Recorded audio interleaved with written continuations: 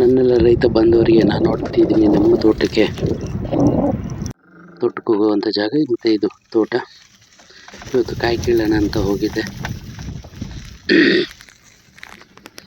ನೋಡಿ ಇದು ನಮ್ಮ ತೋಟದಲ್ಲಿ ನೋಡಿ ಈ ರೀತಿಯಾಗಿ ನಮ್ಮ ತೋಟನ ನಾವು ಇದು ಮಾಡಿದ್ದೀವಿ. ಸುಮಾರು ಒಂದು 1200 ಇವತ್ತು 16ನೇ ತಾರೀಕು ಗೊತ್ತಿಲ್ಲ. ನೋಡಿ ಇದು ನೀರು ಹೋಗ್ದಿದ್ದಕ್ಕೆ ಆಲ್ರೆಡಿ ನಾನು ಎಲ್ಲೋ ನೀರು ಬಿಟ್ಟಿದ್ದಾರೆ ಅಂತ ಅನ್ಕೊಂಡಿದ್ದೆ. ಬಿಟ್ಟಿದ್ದಾರೆ, ಆದ್ರೆ ಈ ಗಿಡಕ್ಕೆ ಸುಮಾರು ಒಂದು 11 ಗಿಡಕ್ಕೆ ನೀರು ಹೋಗಿಲ್ಲ. ನೋಡಿ ನೀರು ಹೋಗ್ದಿದ್ದಕ್ಕೆ ಕಾರಣ ನೋಡಿ ಯಾವ ರೀತಿಯಾಗಿದೆ ಗಿಡ. ಎಲೆ ಎಲ್ಲ ಬತ್ತು ಹೋಗೋ ರೀತಿಯಲ್ಲಿ, ಉದುರು ಹೋಗೋ ರೀತಿಯಲ್ಲಿ, ಅಥವಾ ಗಿಡ ಸಾಯುವ ರೀತಿಯಲ್ಲಿ ಐತೆ. ನೋಡಿ ನೀರೇ ಹೋಗಿಲ್ಲ.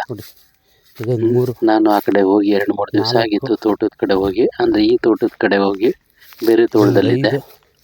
ಹಾಗಾಗಿ ನೋಡಿ ಈ ಗಿಡದಲ್ಲಿ ಈ ರೀತಿಯಾಗಿದೆ.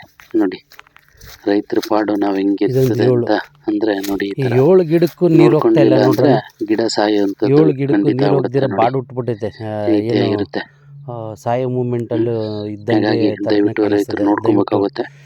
ನಾನು ಎಚ್ಚರಿಕೆ ತಗೊಂತೀನಿ. ಯಾಕೆ ಹೋಗ್ತಾ ಇಲ್ಲ ಅಂತ. ಇದು ನನ್ನ 4ನೇ ತೋಟ.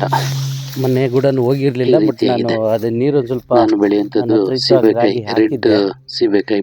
ಆದ್ರೆ ಈಗೊಂದು ಬೆಂಗಳೂರು ಬಾದಾಮ್ ಅಂತ ತುಂಡದಲ್ಲಿ 8 ಗಿಡಕ್ಕೆ ನೀರು ಇಲ್ಲ. ನಾವು ಸೀಬೆಕಾಯಿನ ಬಾಡು ಕೀಳಲಿಕ್ಕೆ ಅಂತ ಬಂದಿರುವಂಥದ್ದು. ನೋಡಿ ಈ ಕಾಯಿ ಈ ರೀತಿಯಾಗಿರುತ್ತೆ.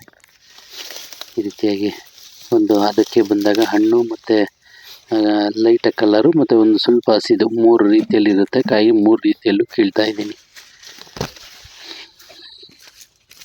ನೋಡಿ ಈ ರೀತಿಯಾಗಿರುತ್ತೆ. ಇದು ನಾವು ಬೆಳೆದಂಥ ಬೆಳೆ, ರೈತರದ್ದು ಸೀಬೆಕಾಯಿ. ರೆಡ್ ಕಲರು, ಒಳಗಡೆ ರೆಡ್ ಥರ ಇರುತ್ತೆ ನೋಡಿ, ರೆಡ್. ಇದು ನಮ್ಮ ತೋಟ. ಹೇಗಿದೆ ಅಂತ ನೀವು ಕಮೆಂಟ್ ಮುಖಾಂತರವಾಗಿ ಮಾಡಿ ನೋಡಿ, ಹೇಳಿ. ಏನಾದರೂ ತಪ್ಪಿದರೆ ತಿದ್ದುಕೊಳ್ಳೋಣ. ನೋಡಿ ಮತ್ತು ನಾನು ದಿವಸಕ್ಕೆ ಕನಿಷ್ಠ ಪಕ್ಷ ಒಂದು 20 ಕ್ರೇಟ್ ಕಾಯಿ ಕೀಳಕ್ಕೆ ಇರ್ತೀನಿ ಎಲ್ಲ ತೋಟದಲ್ಲೂ.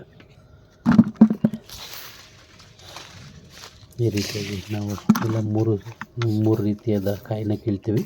ಆಮೇಲೆ ನಾವು ಡಿವೈಡ್ ಮಾಡ್ತೀವಿ ಯಾವುದಕ್ಕೆ ಎಷ್ಟು ಬೇಕಾಗುತ್ತೆ ಅಂತ.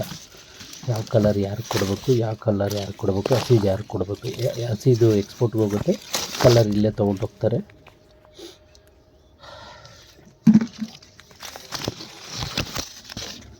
ಸ್ವಲ್ಪ ಲೈಟ್ ಕಲರ್ ಅಂಥದ್ದು ಕೂಡ ನಮಗೆ ಗ್ರಾಹಕರಿದ್ದಾರೆ, ಬಂದು ತೊಗೊಂಡೋಗ್ತಾರೆ. ತೋಟದಲ್ಲೇ ತೊಗೊಂಡೋಗ್ತಾರೆ, ಅಥವಾ ಇಲ್ಲಿ ತೊಗೊಂಬಂದು ಕೊಡಿ ಅಂದರೆ ತೊಗೊಂಡೋಗಿ ಕೊಡ್ತೀವಿ. ಆ ರೀತಿಯಾಗಿರುತ್ತೆ. ಇಲ್ಲಿ ಸುತ್ತಮುತ್ತಲು 1-1.5 ಕಿಲೋಮೀಟ್ರ್ 2 ಕಿಲೋಮೀಟ್ರ್ ಒಳಗಡೆ ಬರ್ತಾರೆ. ನೋಡಿ ಬೆಂಕಿ ಬಿದ್ದಿತ್ತು, ಇವಾಗೆಲ್ಲ ಚೆನ್ನಾಗಿ ಸಿಗಿದಾಗಿದೆ. ಕನಿಷ್ಠ ಪಕ್ಷ ನಾನಂತೂ ದಿವಸಕ್ಕೆ ಸೀಬೆಕಾಯಿನ ಒಂದು 2-2.25 kg 2 kgವರೆಗೂ ತಿಂತೀನಿ.